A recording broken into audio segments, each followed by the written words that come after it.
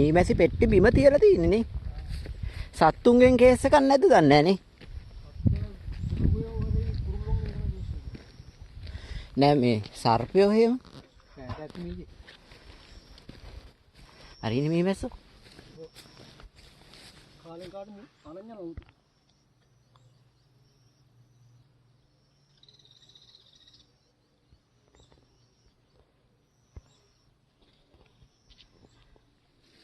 ඒ අතින් බැලුවහම අපේ රටවල් කොයි වගේ තැනකද ඉන්නේ නේ.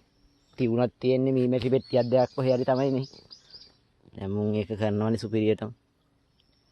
මේ ඔය ඉතින් මිනිස්සු මේවා ඉතින් හරි මිනිස්සු අපේ කට්ටිය හරිම මේ තාක්ෂණයට අර මේ පට්ට බයයි. එහෙම නෑ අපේ උන් හොඳටම දන්නේ උන් ඉන්නවා. කරන්නේ නෑනේ.